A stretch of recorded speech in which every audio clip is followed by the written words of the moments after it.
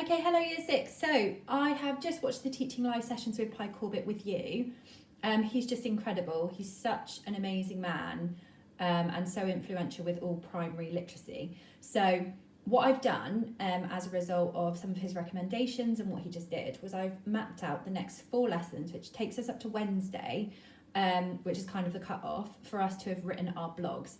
I know some of you have already started and I love your enthusiasm, but what I'd like you to do is not put anything on there just yet, and then you've got Wednesday, possibly even Tuesday, if you want to do it before, where you will pop your blog online onto Jotcast, which then obviously Pi Corbett and John and David Mitchell, they will possibly publish and you might get a mention. Obviously it is on the internet and they do recommend that you only use your first name and you can say which school you're at, but it's really amazing because there were over 1,000 people watching on the Zoom call, and YouTube had 600 streams as well, and lots of them were classes, so you're talking about thousands of people. So if your work gets mentioned, it's a really great opportunity, particularly for those of you who have real ambitions to be writers. So lesson 1, we are going to be thinking about generally abstract nouns, not generally abstract nouns, we're going to be thinking about you are, so making you are sentences using general things, as well as trying to challenge ourselves by making you are sentences surrounding abstract nouns. Lesson 2, we're going to be thinking about juxtapositions, so you are sentences which start you are the impossibility of, and we'll talk more about that. Lesson 3 is going to be Tuesday's lesson, which we're going to think about you are the taste of, you are the smell of, you are the memory of, you are the distance between sentences. And then on lesson 4, which should be Wednesday, we're going to bring all that together. We are going to write our poem with all of our verses, and we are going to give you the opportunity to then publish that on Jotcast, as well as sending us a version, because we'd like to keep some of it to share in school, as well as evidence as Year 6 writers that you can do poetry. And then you've got the opportunity to obviously record the audio. So this is Pi Corbett's version of the What Are You poem. I have attached a copy of this where I read it, as well as the paper copy for you to have a read. I know you can't read it on the screen, it's just as a reminder. So that's there for you to get some inspiration from. And then this is what I'd like you to do first of all. So we played this with Pi on the Teaching Live session on Thursday.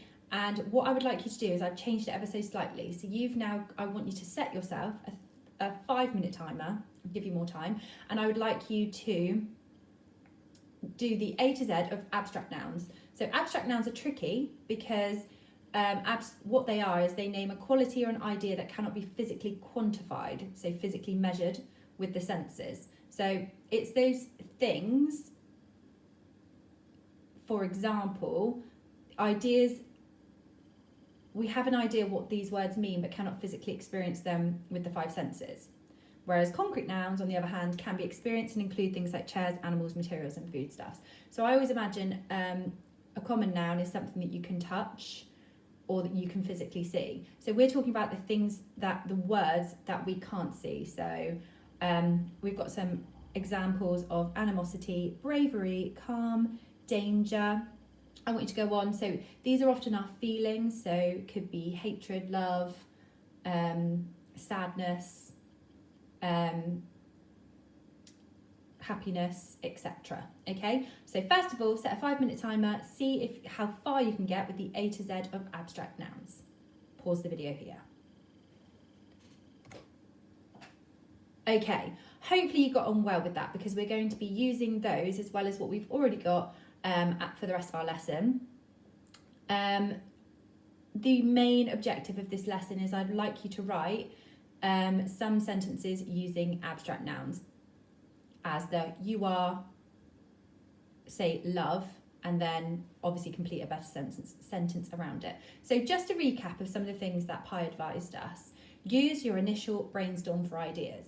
Use your senses. So you can use both the abstract noun brainstorm from today, as well as your brainstorm from the A to Z of animals or things, and use your senses. What things can you see, hear, smell, taste and touch? And don't forget, you have to use correct punctuation. You are using the word you are, and if you write your, you have to use a contraction, so an apostrophe in that. But I would prefer you not to write your, you need to write you are, because this is a you are poem. Okay, so some of the examples they gave for you are sentences. So remembering that we were talking about different things we can include. These are metaphors, okay? All of these sentences that we are doing are metaphors. So it's saying you are something. So it's not saying you're like something, because that would be a simile. It's saying you are something. So you are a sly cat dipping a paw into a midnight goldfish pond for a slither of gold. You are a sour grape grappling to its stem, desperately hanging on. You are a marshmallow, fluffy as a cloud. There's one mistake, and I'm hoping that you can find it in those 3 example sentences. If you see it, let me know. That is your challenge. So as you can see, you're describing the adjective, so a sly cat, a sour grape.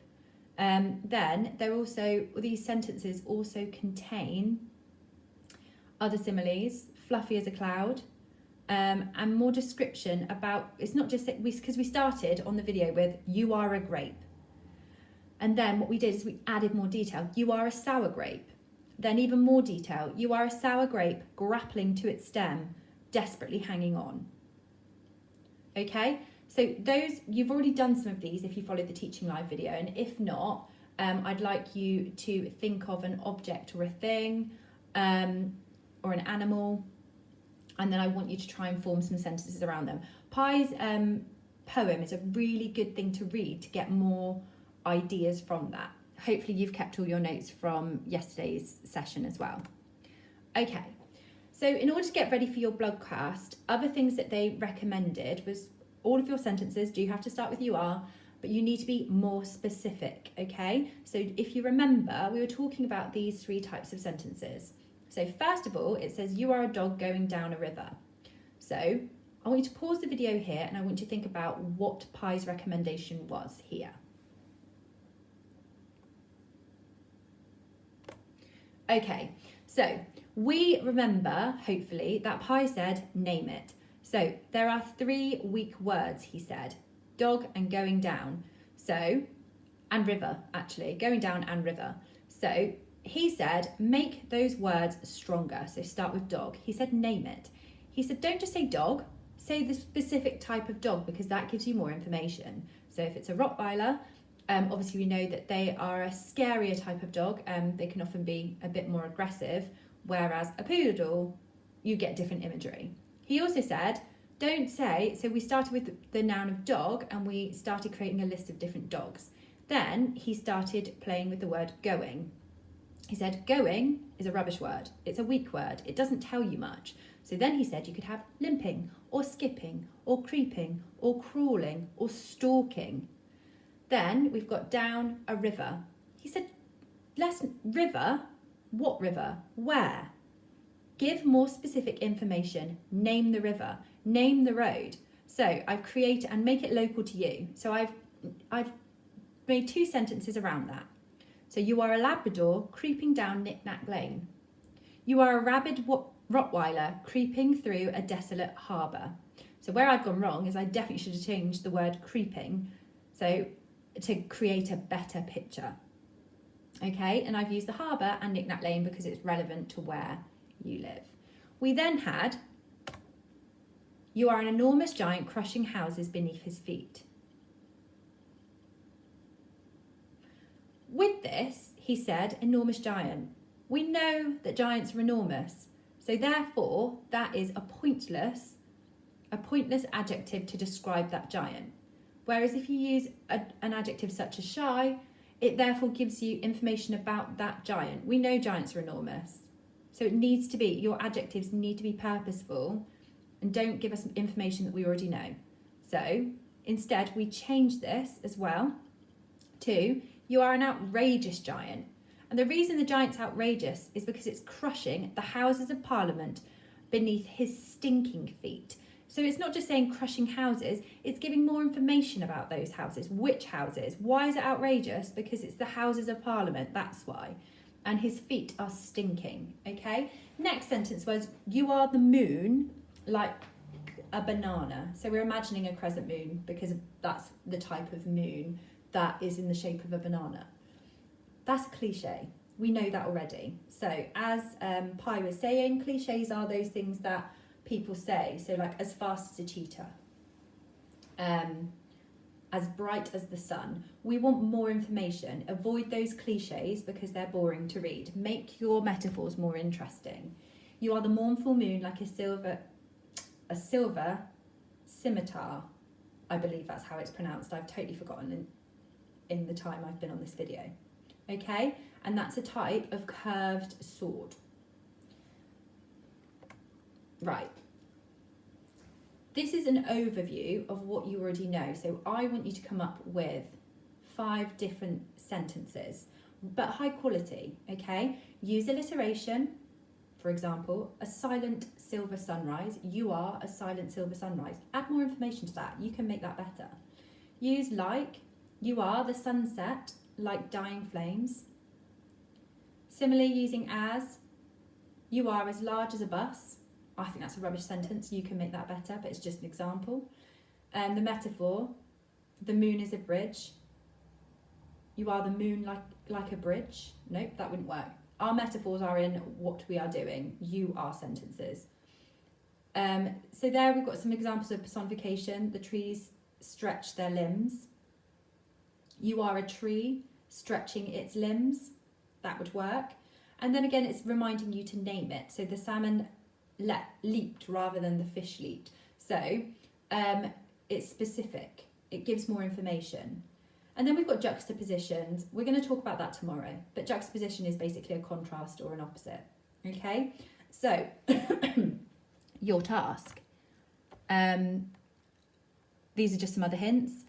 Things you can include: characters from a fairy tale, animals, there are some examples there, a fruit or a flower, a city, town, name or village, a number, a day of the week or month, a planet, an abstract noun. So abstract nouns, I would like you to at least have one sentence about an abstract noun. So you've got some more there: fear, greed, war or joy, happiness, love, sadness. So this is something that Pi has written. Final thoughts. These are his final thoughts. This idea is playful and yet is also a serious challenge. It can be met at a very simple level and can also be tackled with sophistication and originality. The children will all succeed at their own level, are beginning to grow a sense of confidence in themselves as writers, and starting to develop some techniques alongside a sense that writing might be for them as a way of changing or playing with the world. Everyone should have their imagination celebrated. This is why he's such a great man. Okay, he truly believes, and absolutely rightly so, every child can be a writer. So if you're feeling like this challenge is really, you're out of your depth here, you're absolutely not. Give it a go, okay? You can all do a brilliant job at this. It's a task that's been broken down simply, and we'll be working on different sentence types for the next 3 days, and then you can write it all up together, send it to us, and then put it into the blog challenge. You never know, your work might be recognised by a really amazing author. So today I want you to write 5 sentences about objects. So you've got your list from yesterday hopefully, or your A to Z of animals and objects. Some examples have been said all the way throughout this, and you've got his poem as well. Obviously don't copy up them, but magpie ideas. And I would like at least 1 to be an abstract noun. Obviously you can do more than 5 if you'd like to, okay? It would help you with your poem. But we will be writing some more sentences on juxtaposition and some more sentences on using our senses. I can't wait to read your poems or your sentences.